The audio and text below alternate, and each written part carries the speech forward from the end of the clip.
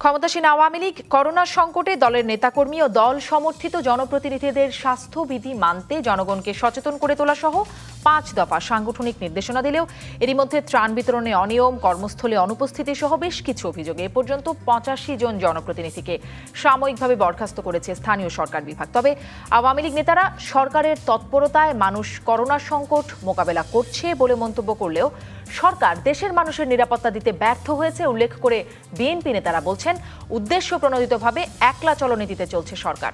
Corona পরিস্থিতিতে বিরোধী দলগুলোর মধ্যে ঐক্যের খবর আসছে গণমাধ্যমে, যেখানে নেতারা বলছেন এই উদ্যোগ সফল হলে বিএনপির নেতৃত্বে ভবিষ্যতে রাজনৈতিক ঐক্য ও নির্বাচনের বিষয়টিও যুক্ত হতে পারে। এদিকে জাতীয় পার্টির প্রতিষ্ঠাতা প্রয়াত হুসেইন মোহাম্মদ এরশাদের ছেলে ও রংপুর 3 আসনের সংসদ সদস্য সাদ এরশাদের উপর হামলার অভিযোগে দলটির এক নেতাকে গ্রেপ্তার করা নিয়ে মুখোমুখি অবস্থান নিয়েছেন সাদ এরশাদ ও রংপুর সিটি মেয়র মোস্তাফিজুর রহমান মোস্তফা। এসব নিয়ে আলোচনায় আজ রাজকাহনে অতিথি হিসেবে আছেন বাংলাদেশ আওয়ামী লীগের সংস্কৃতি বিষয়ক সম্পাদক অসীম কুমার উকিল এমপি, আছেন জাতীয় পার্টির কো চেয়ারম্যান কাজী ফিরোজ রশিদ এমপি, আছেন বিএনপির যুগ্ম মহাসচিব সৈয়দ মোয়াজ্জেম হোসেন আলাল এবং আছেন এলডিপির সদস্য সচিব সাদাত হোসেন সেলিম।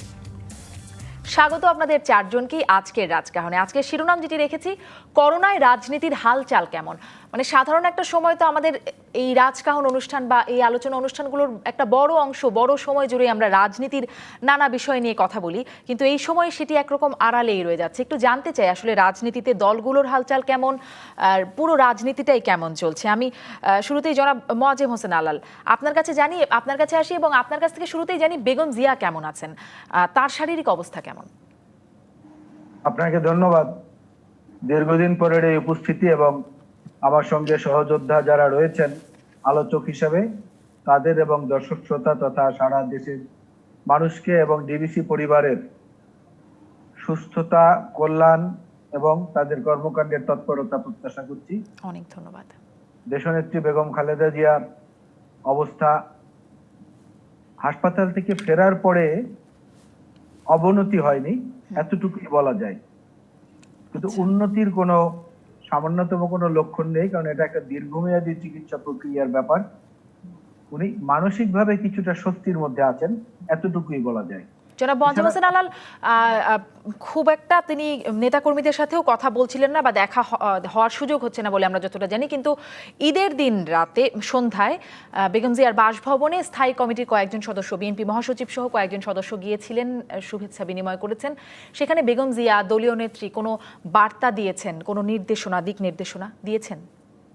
হ্যাঁ, দিয়েছেন, এবং সেটা তো মহাসচিব তাৎক্ষণিকভাবে সংবাদ মাধ্যমে প্রচারও করেছেন। বলেছেন উনি যে এই দেশের দুর্যোগে নেতা কর্মীদেরকে দুস্থ এবং অসহায় মানুষদের পাশে দাঁড়ানোর জন্য এবং বিএনপির পক্ষ থেকেই যে ইতিমধ্যেই যে সহযোগিতার হাত বাড়ানো হয়েছে সাধারণ মানুষের জন্য, সেইটার ব্যাপারে প্রশংসা করেছেন এবং একই সঙ্গে বিশ্ব স্বাস্থ্য সংস্থা কর্তৃক ঘোষিত স্বাস্থ্যবিধি মেনে সারা দেশের মানুষকে সতর্ক থাকার এবং নিয়মকানুন মেনে চলার জন্য উনি অনুরোধ জানিয়েছেন। অনেক ধন্যবাদ জনাব মোয়াজ্জেম হোসেন আলাল। আবারও আসবো আপনার কাছে। আমি কাজী ফিরোজ রশিদ এমপি, আপনাদের দলের হালচালও একটু জানি। আমরা জাতীয় পার্টির ঘাঁটি রংপুর, সেখানে যে অবস্থা দেখছি সেই সম্পর্কে আপনি কি বলবেন? সেখানে সংসদ সদস্য এরশাদ পুত্র সাদের সাথে মেয়রের একটা মুখোমুখি অবস্থানে আছেন, একজন সদস্যকে গ্রেপ্তার করিয়েছেন, মানে সাদ এরশাদের বাসায় হামলা, তাকে এবং তার স্ত্রীকে লাঞ্ছিত করার ঘটনায় মামলা দায়ের করেছেন। আসলে কি চলছে, আপনাদের ভেতরের অবস্থাটা কেমন? ধন্যবাদ। আসলে এখন তো রাজনীতি করার সময় না, এখন সময় হচ্ছে মানুষের সেবা করার।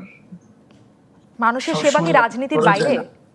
আমাদের সারা দেশে আপনি দেখবেন যে এই সামান্য তুচ্ছ ঘটনা নিয়ে এই আমাদের এলাকায় পদ্মার উপরে আওয়ামী লীগের দুই পক্ষে গোলমাল করে একজন নিহত, 4 জন আহত, এই প্রত্যেক দিন সব জায়গায় হচ্ছে। এখানে হয়েছে কি, সাদের উনি দীর্ঘদিন আছেন রংপুরে, সেখানে আমাদের মোস্তফা সাহেব আছেন মেয়র, তার লোকদের সাথে একটা গোলমাল হয়েছে। এটা এমন কোনো বড় কিছু না, কারণ মোস্তফা সাহেব দীর্ঘদিন আমাদের রাজনীতির সাথে জড়িত ত্যাগী নেতা, একদমই, এবং প্রায় 1 লক্ষ লোকের বেশি ভোটের ব্যবধানে আওয়ামী লীগের ক্যান্ডিডেটকে পরাজিত করে উনি মেয়র হয়েছেন। খুব পপুলার। তো তার সাথে আমাদের এবার গিয়া ছেড়ে দিয়ে টিভি নতুন এমপি উনি রিলিফ দিচ্ছেন। এই রিলিফ নিয়ে এটি হয়তো কোনো গোলমাল হয়েছে, এটা আমরা খুব বড় আকারে এখন পর্যন্ত আমাদের আলোচনা হয়নি। কিন্তু সাদের বিরুদ্ধে অভিযোগ করছেন মেয়র যে তিনি দলীয় নেতাকর্মীদের মূল্যায়ন করছেন না, দুর্ব্যবহার করেন। এই বিষয়গুলো কি এটা সত্য তো আপনারা জানেন? এখন হয় কি দেখেন, সবাইকে মূল্যায়ন করা হয়তো যায় না অথবা মূল্যায়ন করেও নাই। এটা এমন একটি সময় যে আমরা যে এইগুলো নিয়ে সময় দেব, এই সময়টা আমাদের নেই বা এই কারণে আমরা কোনো টেলিফোনও করি, কারণ যার যার এলাকা নিয়ে আমরা ব্যস্ত আছি। আমরা জনগণকে আপনি প্রতিদিন দেখতেছেন যে সারা বিশ্বে প্রায় 218টি দেশ করোনায় আক্রান্ত হয়ে একদম লন্ডভন্ড হয়ে গেছে। অর্থনীতি বলেন, সামাজিকতা বলেন, সমস্ত কিছু লন্ডভন্ড হয়ে পড়েছে মানুষের জনজীবন। এবং 60 থেকে 70 লক্ষ লোক আক্রান্ত হয়েছে, 3,70,000 মতন মানুষ নিহত মানে ইতিমধ্যে প্রাণ হারিয়েছে। আমেরিকার মতন দেশে আপনি লক্ষ্য করেছেন যে প্রায় 1,10,000 লোক মারা গেছে করোনায়, এবং সেখানে একজন কৃষ্ণাঙ্গ লোককে মারার ফলে কাজী ফিরোজ রশিদ এমপি ভয়াবহ অবস্থা, বিশ্বজুড়েই ভয়াবহ অবস্থা। আপনি যেটি বলছিলেন, আপনি বলছিলেন একটা বিষয়, যার যার এলাকা নিয়ে আপনারা ব্যস্ত আছেন। আপনাদের এই ব্যস্ততাটা মানে কি করছেন সেটি সম্পর্কে নিশ্চয়ই জানতে চাইবো। এলাকা ভিত্তিক কি কি কাজ আপনারা করছেন জানতে চাইবো সেটি। শাহাদাত হোসেন সেলিম, আপনার কাছ থেকে জানি যে আসলে আপনাদের দলে বিভক্ত এলডিপির মধ্যে কি অবস্থা চলছে এবং পুরো জোটেরই রাজনীতিটা কেমন চলছে এখন, 20 দলীয় জোটেরই। ধন্যবাদ আপনাকে এবং আপনার মাধ্যমে আপনার সকল সহকর্মীদেরকে ধন্যবাদ জানাচ্ছি। তাদের সুস্বাস্থ্য কামনা করছি। আপনারা অনেক ঝুঁকি নিয়ে কাজ করছেন, পাশাপাশি আমাদের সহ আলোচক যারা আছেন তাদেরও সুস্বাস্থ্য কামনা করছি। প্রতিদিনই আমরা দুঃসংবাদের মধ্যে দিয়ে অতিবাহিত হচ্ছি। প্রতিদিনই সকালে ঘুম থেকে ওঠার পরে এই বিভিন্ন প্রিয়জন বিয়োগ হচ্ছে, অসুস্থ হচ্ছে। আমাদের কারোই আসলে মন ভালো নেই এই মুহূর্তে। আমরা যেটা আশা করেছিলাম যে রাজনীতির ঊর্ধ্বে উঠে সরকার জনগণের পাশে দাঁড়াবে, তো সরকার জনগণ থেকে সম্পূর্ণ বিচ্ছিন্ন হয়ে গেছে। এমনকি সরকার তার নিজের রাজনৈতিক দল থেকেও বিচ্ছিন্ন হয়ে গেছে। তার নিজের রাজনৈতিক দলের যে নেতাকর্মী তাদের থেকেও এই সরকার সম্পূর্ণ বিচ্ছিন্ন। কারণ সরকার এই করোনা মোকাবিলায় সমস্ত দায় দায়িত্ব আমলাদের উপরে ন্যস্ত করেছেন এবং আমলাদের মাধ্যমে এই মহা দুর্যোগ মোকাবিলার একটা চেষ্টা চলছে।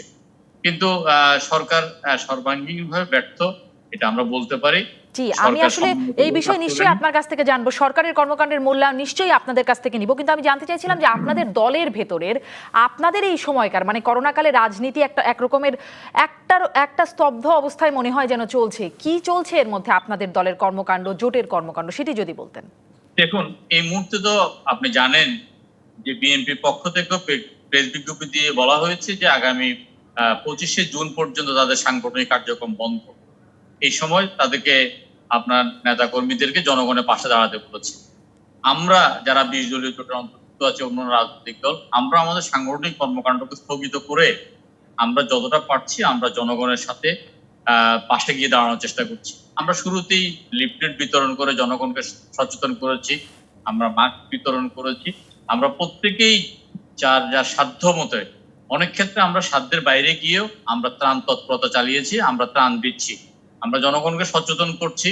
আমরা চেষ্টা করছি মানুষকে উদ্বুদ্ধ করার জন্য যেন স্বাস্থ্যবিধি মেনে চলে। এই মহা দুর্যোগের মধ্যে প্রত্যেকেই যেন তার দায়িত্ব পালন করে, আমরা সেভাবেই আমরা চেষ্টা করছি। আমরা জানি যে এই অন্ধকার দূর হবে, এই করোনা দূর হবে, করোনার সাথে সাথে এই মানে ধরেন যারা করোনার জন্য জনগণের কাছে কষ্ট দিচ্ছেন তারাও দূর হবেন, জনগণের সরকার কায়েম হবে। আমরা আমাদের সেই প্রস্তুতি এবং সেই আশাবাদ নিয়েই কিন্তু আমরা এখন জনগণের কাছে আছি, দলীয়ভাবে আছি, আমরা জোটগতভাবে আছি, সমষ্টিগতভাবে আছি। জি, সেই জোটগতভাবে, দলীয়ভাবে, সমষ্টিগতভাবে কোন দিকে এগোচ্ছেন সেই প্রশ্ন আপনার কাছে রইল, নিশ্চয়ই জানবো সেটি। অসীম কুমার উকিল এমপি, আপনার কাছ থেকে জানি যে আওয়ামী লীগের আমরা দেখছি সরকারের অবস্থান, আমরা দেখছি নানান রকম। আমরা দেখলাম যে 5 দফা সাংগঠনিক নির্দেশনা দিয়েছেন সাধারণ সম্পাদক, দলের সাধারণ সম্পাদক ওবায়দুল কাদের। সেখানে শেষের যে দফা, পঞ্চম দফায় তিনি বলছেন জনপ্রতিনিধিকে আরও গুরুত্বের সাথে কাজ করতে হবে। সম্প্রতি মাননীয় প্রধানমন্ত্রীকেও আমরা দেখেছি, তিনি গেল 30 মে জাতীয় কারিগরি পরামর্শ কমিটির সভায় বলেছেন জনপ্রতিনিধিদেরকে আরও বেশি সম্পৃক্ত করতে। আসলে কতটা সম্পৃক্ত হলো জনপ্রতিনিধিরা? কারণ যেটি সাদত হোসেন সেলিম বলছিলেন যে আমলাদের উপর দায়িত্ব ন্যস্ত করা হয়েছে, সেটি আমরা দেখেছি গত 20 এপ্রিল প্রধানমন্ত্রীর অফিস আদেশে আমরা দেখেছি 64 জেলায় 64 জন সচিবকে তত্ত্বাবধান এবং পরিবীক্ষণের দায়িত্ব দেওয়া হয়েছে। স্বাস্থ্য ব্যবস্থা এবং নিরাপত্তা সবকিছুই টান। সেখানে আসলে জনপ্রতিনিধিরা এখন কতটা সম্পৃক্ত হলো? আপনাকে ধন্যবাদ। আপনার মাধ্যমে এই রাতে যারা টেলিভিশনের সামনে টক শো দেখছেন তাদের সকলকে শুভেচ্ছা। সারা পৃথিবী করোনার মরণ ছোবলে আক্রান্ত। আমরা সবাই যার যার অবস্থান থেকে দেশের জাতির এই সংকটকালে কাজ করে যাচ্ছি। এই কাজ করার অংশ হিসেবেও আজকের রাতের বেলা বসে আমাদের টকশো, আমি মনেই করি যে করোনা আক্রান্ত দেশবাসীর পাশে থেকে দেশ সেবার যে কর্মকাণ্ড, সেই কর্মকাণ্ডের অংশ হিসেবেই আমরা এখানে আজকে রাতের বেলা টকশোতে মিলিত হয়েছি। আপনার প্রশ্নের যেটা জনপ্রতিনিধি হিসেবে যে প্রশ্নটা রেখেছেন, সেটা আমাকে উদ্দেশ্য করে বলার উদ্দেশ্যটাও এইটুকু যে আমার অবস্থানটুকু একটু জানতে চাচ্ছেন বা পরিষ্কার হওয়া দরকার বলে আমি মনে করি। আমি আপনার মাধ্যমে দেশবাসীকে সকলকে জানানোর উদ্দেশ্যে বলছি, আমি টানা 65 দিন 65 ডেজ আমার নির্বাচনী এলাকায় আছি সস্ত্রীক। আমরা নির্বাচনী এলাকা থেকে সামগ্রিকভাবে কর্মকাণ্ড আমরা পরিচালনা করছি। আমি বিশ্বাস করি এখন তত্ত্বের কচকচানি নয়, সাহিত্য নিয়ে পরে সময় কাটানোর সময়টা নয়, বা বিজ্ঞান নিয়ে গবেষণার সময়টা নয়। এটা সারা পৃথিবীতেই এখন কেবলমাত্র করোনা, সেই করোনাকে ঘিরে আমাদের সামগ্রিক কর্মকাণ্ড পরিচালিত হচ্ছে। আমার এখানে আমার নির্বাচনী এলাকায় বসে আমি দেখেছি যে দলমত নির্বিশেষে সকলেই মিলে এই কাজগুলি করছে, যার যার অবস্থানের উপর দাঁড়িয়ে সবাই কাজগুলি করছে। প্রশাসনের সর্বস্তরের কর্মকর্তা কর্মচারীরা যেমন 24 ঘন্টা কাজ করছে, এখানকার যারা ফ্রন্ট ফাইটার হিসেবে আছেন, ডাক্তাররা, চিকিৎসকরা, স্বাস্থ্যকর্মীরা, তারা 24 ঘন্টা জীবনের ঝুঁকি নিয়ে কাজ করছেন। জনপ্রতিনিধি, সংসদ সদস্য, উপজেলা চেয়ারম্যান, পৌরসভার মেয়র, ভাইস চেয়ারম্যান, ইউনিয়ন পরিষদের চেয়ারম্যান, মেম্বার, পৌরসভার মেম্বার, সকলে মিলে যার যার অবস্থানে থেকে সব কাজগুলি করছে, এবং সবাই মিলে সব কাজগুলি করছে বলেই এরকম একটি মহা দুর্যোগে সামগ্রিক পরিস্থিতি মোকাবেলা করে আমরা এগিয়ে যেতে পারছি সম্মুখ পানে। আমরা বিশ্বাস করি যে আমাদের নেত্রী মাননীয় প্রধানমন্ত্রী শেখ হাসিনার নেতৃত্বে উনি যে দিক নির্দেশনাগুলি দিয়েছেন, সেই দিক নির্দেশনাগুলি মেনে আমরা প্রথম থেকেই কাজ করে যাচ্ছি যার যার অবস্থান থেকে। আলোচনা সমালোচনা থাকবে না আমি তা বলি না, কিন্তু ঢাকায় বসে যে আলোচনাটা করা যায় শীততাপ নিয়ন্ত্রিত কক্ষে বসে, গ্রামের হাওরের পাড়ে বসে, ক্ষেতের আইলে বসে সাধারণ মানুষের পাশে থেকে সেবা করাটার এটার মধ্যে একটি গুণগত পার্থক্য হয়েছে। আমি আমাদের যে 4 জন আলোচক সহালোচক তাদের আলোচনার মধ্যে দিয়ে সুস্পষ্টভাবে বেরিয়ে এসেছে। আমি এটি নিশ্চিতভাবেই বলতে পারি যে আমাদের এলাকাগুলিতে দলমত নির্বিশেষে সবাই মিলে যার যার অবস্থান থেকে সর্বতভাবে করোনা কালে দেশের মানুষের পাশে অসীম কুমার উকিল, এইখান থেকে আপনার যে বক্তব্য, সরকার যেভাবে সামগ্রিকভাবে কাজ করছে, এই কাজের মূল্যায়নগুলো অন্যান্য দলগুলো কি করে করছে সেটিও একটু জেনে নেই।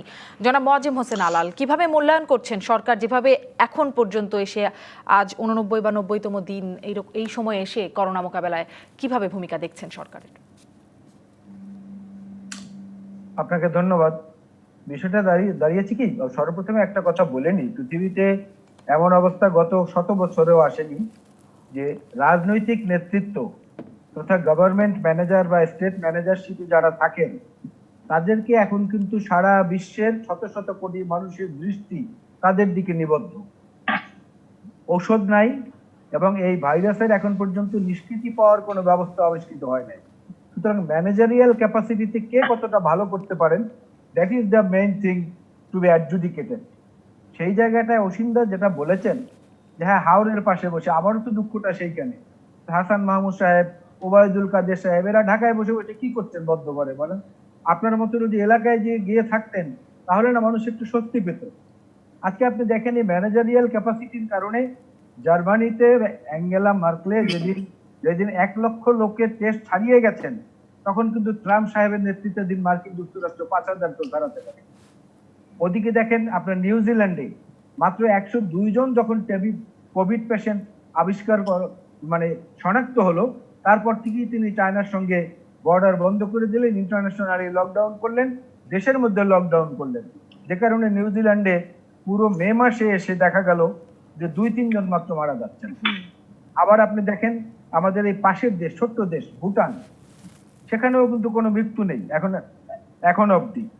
এই যে পজিটিভ কেস নিউজিল্যান্ডে যে 102টির পরই যে শুরুটা হলো স্টেট ম্যানেজারিয়াল ক্যাপাসিটির মাধ্যমে, সেখান থেকে তারা স্বস্তি আনতে পেরেছেন। আবার জার্মানির চ্যান্সেলরও সেটা করেছেন। আবার দেখবেন তাইওয়ান, ভিয়েতনাম, সাউথ কোরিয়া এরা ভালো করছে, কারণ শুরু থেকেই এরা ম্যানেজারিয়াল ক্যাপাসিটিটা দেখাতে পেরেছে। এখানে ম্যানেজারিয়াল ক্যাপাসিটিটা দেখাবেন যারা, সে আওয়ামী লীগের নেতাদেরকে, আওয়ামী লীগের অভিজ্ঞতা সম্পন্ন পুরনো নেতৃত্বকে হয় প্রধানমন্ত্রী বিশ্বাস করতে পারছেন না, অথবা তাদের উপর নির্ভর করতে পারছেন না, যে কারণে পুরো ব্যবস্থাটাকে উপজেলা নির্বাহী কর্মকর্তা থেকে শুরু করে কিছু সচিবদের আওতায় এখানে দিয়ে দিয়েছে। গুজবের কথা বলে বিরোধী দলকে অত্যাচার করা হয়েছে শুরু থেকে, ফেব্রুয়ারি মাস থেকে সাংবাদিকদেরকে, ভিন্ন মতের মানুষদেরকে গুজবকে ছড়িয়েছে। গুজব তো ছড়িয়েছে পররাষ্ট্রমন্ত্রী, যিনি বলেছেন যে করোনা হলো সর্দি কাশির মতো, এটা মারাত্মক কিছু না। গুজব ছড়িয়েছেন অর্থমন্ত্রী, যিনি বলেছেন যে চায়নার চেয়ে বড় বড় হাসপাতাল আমরা তৈরি করে দেব, তিনি গুজব ছড়িয়েছেন। গুজব ছড়িয়েছেন তথ্যমন্ত্রী, যিনি বলেছেন যে শেখ হাসিনার মতো যোগ্য নেতৃত্ব থাকতে করোনা আমাদেরকে কিছু করতে পারবে না। গুজব ছড়িয়েছেন তিনি, যিনি বলেছেন শেখ হাসিনার মতো নেত্রী থাকতে আমরা দেখা যাবে যে আমরা করোনার চেয়েও শক্তিশালী। জনাব মজিম হোসেন আলাল, এইটা কি একটু আগের কথা হয়ে যাচ্ছে কিনা? কারণ মানে করোনা যখন শুরু হলো তখন পুরো বিশ্বেই যেমন কথা আমরা শুনেছিলাম, সময়ের সাথে সাথে অনেক কিছু আবার পরিবর্তন হয়ে গেছে, এমনকি নির্দেশনাও সবই অনেক কিছু পরিবর্তন হয়ে গেছে। মানে তখন কি একটা জানাশোনারও সীমাবদ্ধতা ছিল কিনা, যেটি আসলে কতটা ভয়াবহ সর্বাঙ্গীন ভাবে, এমনকি বিশেষজ্ঞদেরও? না, ঠিক আছে আপনি যেটা বলেছেন আমি এটার সঙ্গে সম্পূর্ণ দ্বিমত করি না, কিন্তু যখনই টের পাওয়ার সঙ্গে সঙ্গে যে উদাহরণগুলো আমি দিলাম, নিউজিল্যান্ডে, জার্মানিতে, ভিয়েতনামে, সাউথ কোরিয়ায়, আবার উল্টোটা আছে ব্রাজিলে, উল্টোটা আছে মেক্সিকোতে, গুরুত্ব না দেওয়ার কারণে, হ্যাঁ যুক্তরাষ্ট্র তো বলেই গেলাম আমি, এখানে এটা রয়েছে। আমরা যখন টের পেলাম তখন গুরুত্ব না দিয়ে এই কথাগুলো আমরা কেন বললাম সর্দি কাশির মতো? আবার যখন টের পেলামই বা এই আজকে পর্যন্ত আপনি দেখেন, গতকালকে জনপ্রশাসন মন্ত্রী বললেন যে 25% সরকারি কর্মকর্তা কর্মচারী অফিসে এলেই হবে, 2 ঘন্টার মধ্যে কাজ ছেড়ে যেতে পারলে কেউ চলে যাবে। আর আজকে প্রজ্ঞাপন জারি করা হলো, কোনো কর্মকর্তা কর্মচারী অফিসে না এলে তার পানিশমেন্ট হবে, তার চাকরি যাবে, এবং তাকে অবশ্যই। আমি একটা বিরতি নিয়ে আসি জনাব মজিম হোসেন আলাল, আপনার কাছ থেকে যে অভিযোগগুলো আসছে, একটা অব্যবস্থাপনা, যদি সেটিকে সামারি করে বলতে চাই, একটা অব্যবস্থা বা একটা সমন্বয়হীনতার আভাস আপনি বলছেন, সেটি নিয়ে নিশ্চয়ই অসীম কুমার উকিল আপনার বক্তব্য শুনবো, বাকি আপনাদের আমাদের সম্মানিত অতিথি সবার বক্তব্য শুনবো। একটা বিরতি নিয়ে ফিরছি রাজকাহনে। ফিরে এলাম জিপিএইচ ইস্পাত নিবেদিত রাজকাহনে। বিরতির আগে সৈয়দ মজিম হোসেন আলাল সরকারের কর্মকাণ্ডের মূল্যায়নের জায়গায় বলতে গিয়ে কিছু সমন্বয়হীনতা, কিছু অব্যবস্থাপনা, সিদ্ধান্তহীনতার বিষয়ে বলছিলেন। আমি বাকিদের কাছ থেকে একটু শুনে নিতে চাই। জনাব কাজী ফিরোজ রশিদ এমপি, আপনি কিভাবে মূল্যায়ন করছেন সরকার যেভাবে এখন পর্যন্ত মোকাবেলা করে চলেছে করোনা? কাজী ফিরোজ রশিদ। আমাকে? জি জনাব কাজী ফিরোজ রশিদ। আসলে দেখেন, আমি প্রথম কথা বলি যে আমাদের দেশে 16 কোটি মানুষ, এত ঘন বসতিপূর্ণ দেশ পৃথিবীতে আর কোথায় আছে আমি জানি না। ভুটানের সাথে বা অন্য কোনো দেশের সাথে আমাদের তুলনা করা যায়, নিউজিল্যান্ড, ভুটান বা আর যে কোনো দেশ। আপনি আমেরিকার সাথে যদি তুলনা করেন, তো সেখানে আমেরিকা হচ্ছে পৃথিবীর সর্ববৃহৎ এবং সর্বশক্তিমান নিউক্লিয়ার ওয়েপন যাদের হাতে আছে, যারা মডার্ন টেকনোলজি আছে, অত্যাধুনিক হাসপাতাল আছে, তারাই কিন্তু হিমশিম খেয়ে গেছে। 1,10,000 মতন মানুষ ইতিমধ্যে আমেরিকা মারা গেছে, মনে করেছে। এবং সেখানে 42টা স্টেটে কারফিউ চলতেছে। এখন কি অবস্থা আপনারা জানেন। সেই থেকে বাংলাদেশ সরকার কিভাবে ম্যানেজ করবে, আর ম্যানেজ তো আছেই। এখানে আল্লাহর রহমতে এখন পর্যন্ত ওই ধরনের কিন্তু আমাদের, হ্যাঁ, আগের থেকে করোনা ভাইরাসের সংখ্যা বাড়ছে, যেহেতু আমরা টেস্ট বাড়াইতেছি। টেস্ট যদি 50,000 করি, এখন দেখা যাবে যে প্রতিদিন আমাদের কমপক্ষে ধরেন 20,000 আমাদের বেড়ে যাবে। কারণ মানুষ কিছু শুনতে চায় না। ঈদে বন্ধ দিচ্ছে যে ঘরে থাকো, সমস্ত বাড়ি 7 নম্বর সিগন্যালে বাড়ি রওনা হয়েছে। গ্রাম ভালো ছিল, গ্রামকে যেয়ে তারা 6 লাখ করে দিয়ে আসছে।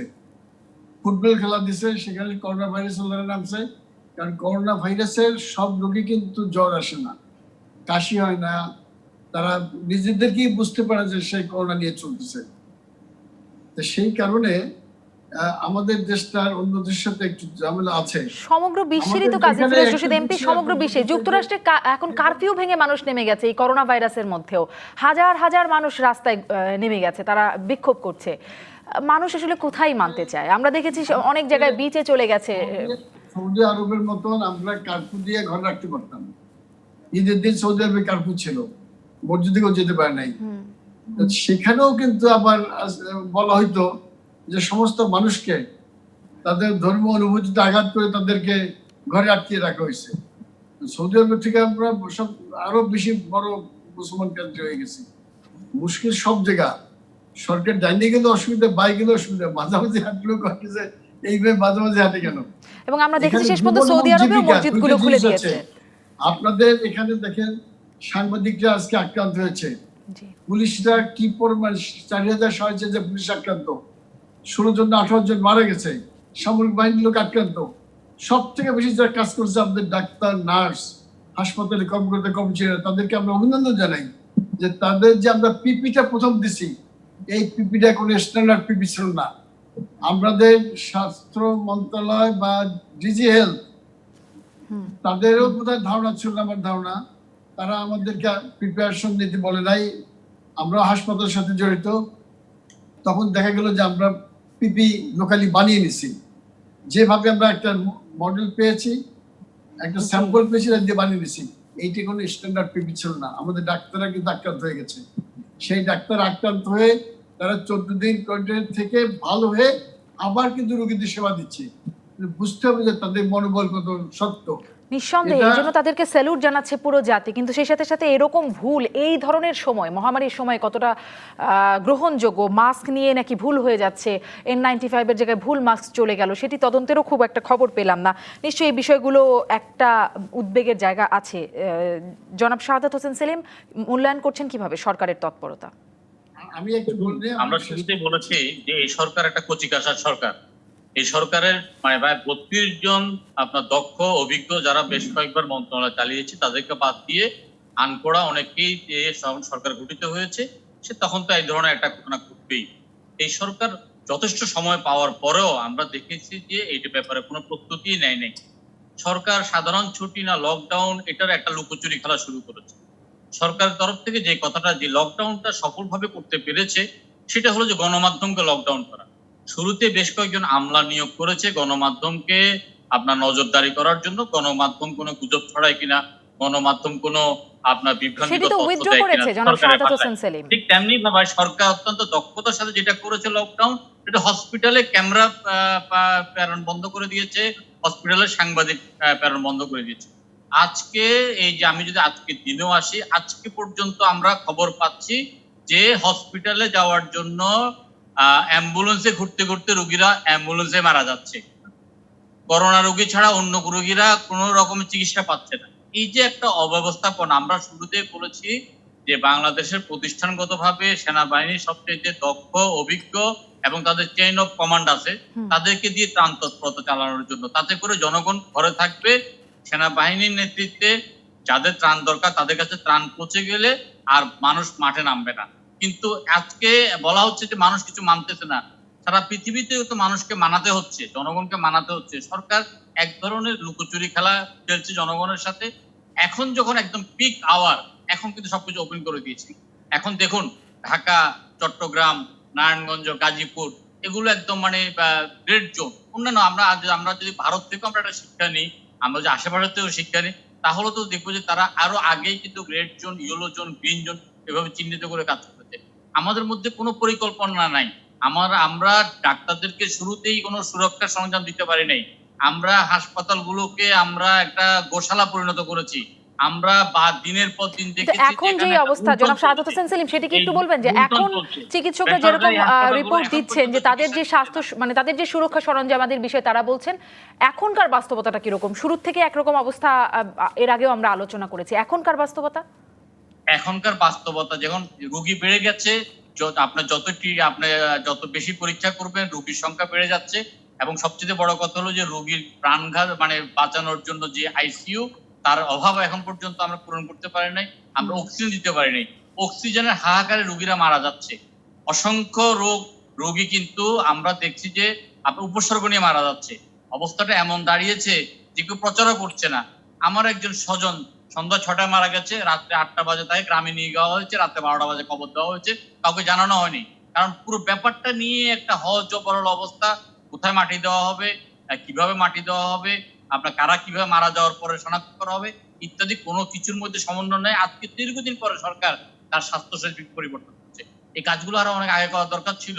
চিকিৎসকরা যখন সবাই আগে তারা যখন বলছে যে তাদের চিকিৎসা সরঞ্জাম নাই, তখন তাদেরকে হুমকি দামকি না দিয়ে। জি জনাব শাহাদাত হোসেন সেলিম, আমি একটু জনাব অসীম কুমার উকিলের কাছ থেকে এই বিষয়গুলো শুনতে চাইবো, কিন্তু স্বাস্থ্য খাতে যে অব্যবস্থাপনার কথা বলছেন, কোন সরকারি স্বাস্থ্য খাতে আজ পর্যন্ত বাজেটের দিকে কতটুকু গুরুত্ব দিয়েছে? খুব অল্প বরাদ্দের কথা আমরা বেশ কিছু সময় এবারই দেখছি স্বাস্থ্য খাতে বাজেটের একটা বিষয় চিন্তা করা হচ্ছে। জনাব অসীম কুমার উকিল, কি বলবেন? অনেকগুলো সমালোচনার মুখে পড়েছে সরকার। এর মধ্যে বেশ কিছু কথাবার্তা হয়েছে। মোয়াজ্জেম হোসেন আলাল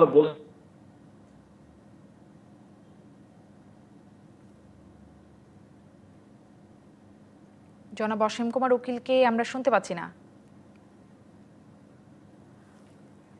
আমরা একটা বিরতি নিয়ে আসবো, তাহলে সেই ক্ষেত্রে একটা বিরতির পরে এসে চেষ্টা করছি পরের অংশে অসীম কুমার উকিলকে দিয়ে শুরু করতে। বিরতির পরে ফিরছি রাজকাহনে।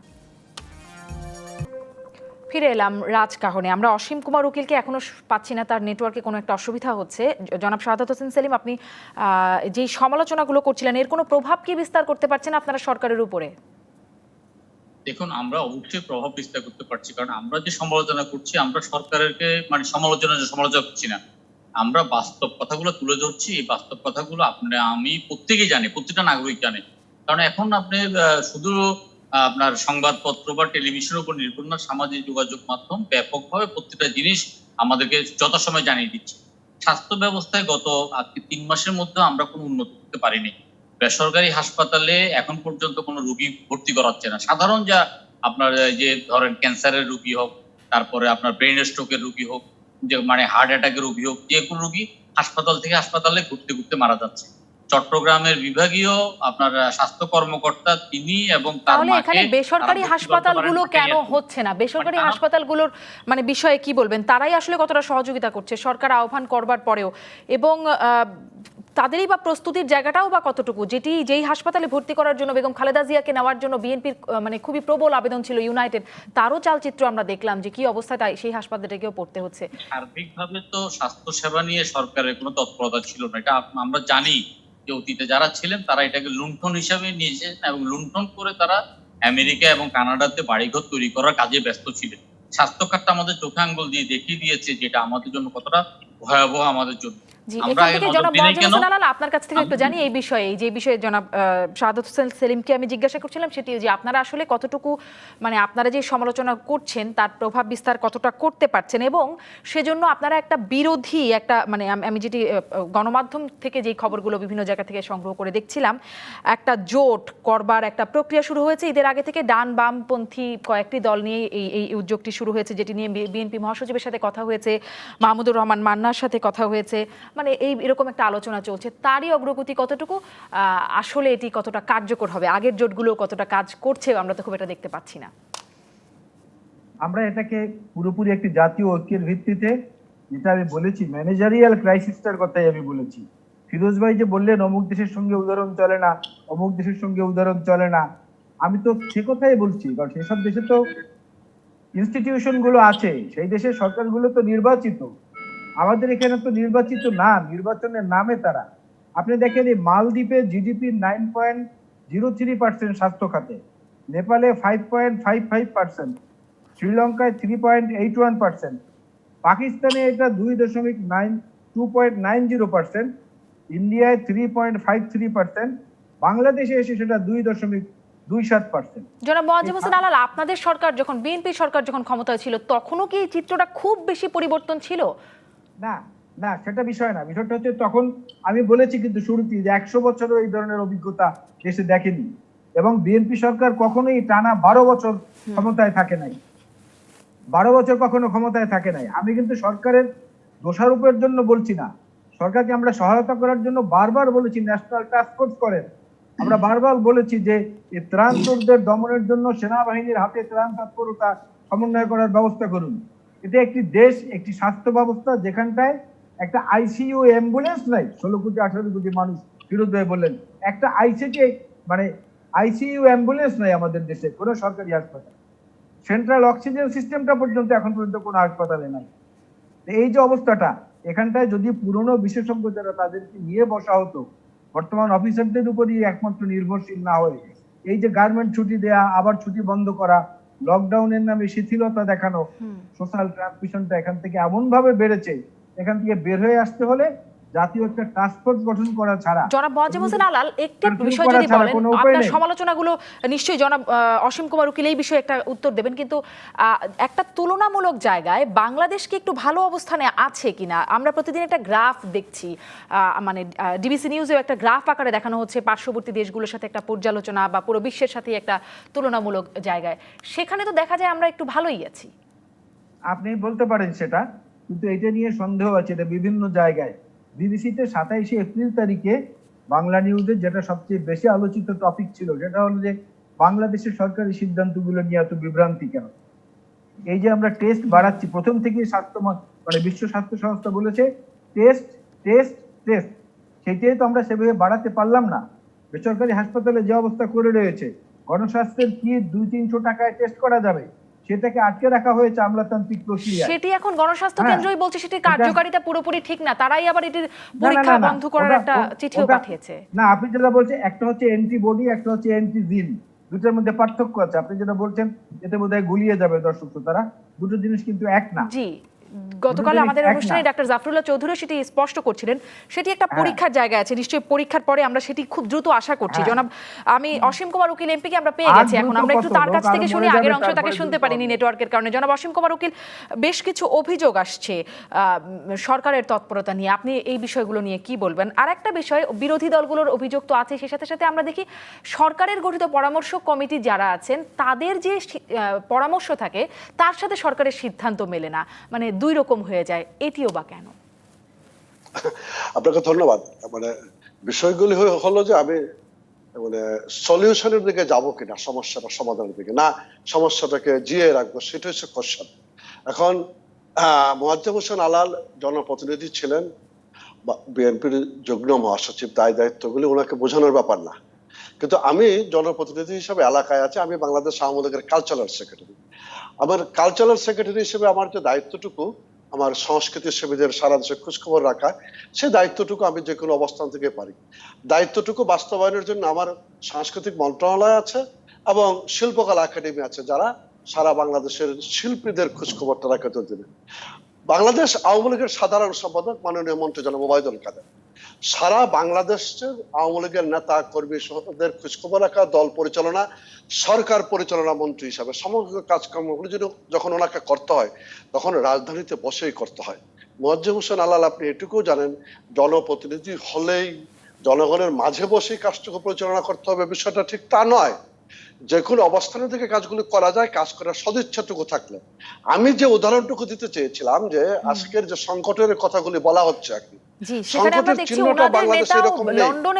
আমার এলাকার নেত্রকোনা কিংবা কিশোরগঞ্জ কিংবা সুনামগঞ্জ ছিলেন, এই প্রত্যন্ত অঞ্চল, হাওর অঞ্চলগুলিতে এবারের যে ধান চাষ হয়েছে, আমাদের এলাকার কৃষকরা বলে যে আগামী 1 বছর ধান না হলে খাদ্য সংকট হবে না। কাজে এখানে কেউ ত্রাণের অপ্রতুলতা বা ত্রাণ নিয়ে যখন কোয়েশ্চেন করা হয় তখন এটা একেবারেই সাজানো ব্যাপার মনে হয়, ইচ্ছা মাফিক কথা বলতে হবে, এই জন্য বলা হয়। সরকারের সামগ্রিক কর্মকাণ্ড পরিচালনা 8ই মার্চ যখন করোনা আক্রান্ত বাংলাদেশে চিহ্নিত হয়, তখন 9ই মার্চ বাংলাদেশের করোনা টেস্টিং এর একটা ল্যাবরেটরি ছিল ঢাকায়। আজকের দিনে যখন আমি দাঁড়িয়ে কথা বলছি, তখন বাংলাদেশে 50টা ল্যাবরেটরি হয়েছে। আমার বিভাগ ময়মনসিংহ বিভাগের ময়মনসিংহ মেডিকেলের যে টেস্টিং ল্যাবরেটরিটা আছে, সেখানে 3টা শিফটে কাজ চলে, একটা ল্যাবরেটরিতে। আরেকটা ল্যাবরেটরি চালু হয়েছে, জামালপুরে আরেকটা ল্যাবরেটরি চালু হয়েছে। এখন আপনারা কথার জন্য কথা বলার জন্য বলতে পারেন, কিন্তু সামগ্রিকভাবে সংকট মোকাবেলায় আমার নেত্রী মাননীয় প্রধানমন্ত্রী শেখ হাসিনা প্রথম দিন থেকে যে কর্মসূচিগুলো দিয়েছে, বাংলাদেশ আওয়ামী লীগের সকল পর্যায়ের নেতা জি, জনাব অসীম কুমার উকিল নিশ্চয়ই সেই কর্মসূচির জন্য আপনাদের সাধুবাদ জানাই। আপনারা কাজ করছেন, কিন্তু আপনি বলছেন যে ল্যাব হয়েছে, নিশ্চয়ই হয়েছে, অনেকগুলো ল্যাব বেড়েছে, সেটি আমরা দেখছি, কিন্তু দেখছি যে সেখানে ল্যাবে কেন দেরিতে রিপোর্ট হচ্ছে এই ধরনের প্রশ্ন যখন আমরা জিজ্ঞাসা করি, তখন বলছেন জনবলের অভাব। আজ এই সময় এসে মাননীয় প্রধানমন্ত্রীকে নির্দেশ দিতে হচ্ছে মেডিকেল টেকনোলজিস্ট নিয়োগ করার। আমরা এতদিন ধরে দেখে আসছি তারা আন্দোলনও করেছে নিয়োগ পাবার জন্য, কিন্তু মানে এটি এরকম দেরি কেন হয়? এই ধরনের সময় একটু বেশি ইমার্জেন্সি ভিত্তিতে ব্যবস্থা নেওয়ার কথা না? আপনি যেটা বলছেন, আন্দোলন করেছে, স্বাস্থ্য সেবা নিয়ে কথা বলা যাবে, টোটাল বাজেটের কত পার্সেন্ট আছে এটা নিয়ে কথা বলা যাবে, আগামী বাজেটে এগুলি বাড়ানোর জন্য আমরা কথা বলবো। কিন্তু করোনা তো সারা পৃথিবীতে প্রথমবারের মতো এসেছে। সেই বিবেচনায় আমি মার্চের 8 তারিখ থেকে আজকে যখন জুন মাসের 4 তারিখ কথা বলছি, তখন একটা ল্যাবরেটরি থেকে 50টা ল্যাবরেটরিতে আমি উত্তীর্ণ হয়েছি। আমার পিপিপির কোনো সংকট নেই, মাস্ক যথেষ্ট পরিমাণে আছে, মাস্ক 95 নিয়ে কথা আছে, কিন্তু মাস্ক অ্যাভেলেবল আছে।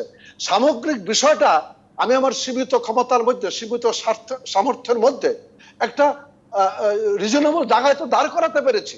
আর টেস্টের বাংলাদেশের ঢাকা শহরে নর্মালি একটা ব্লাড, ইউরিন, স্টুলের টেস্ট কিংবা অন্যান্য বড় বড় টেস্ট দিলে ঘন্টাখানেকের মধ্যে টেস্ট রিপোর্টটা পেয়ে যাওয়া যায়, বিষয়টা তা না।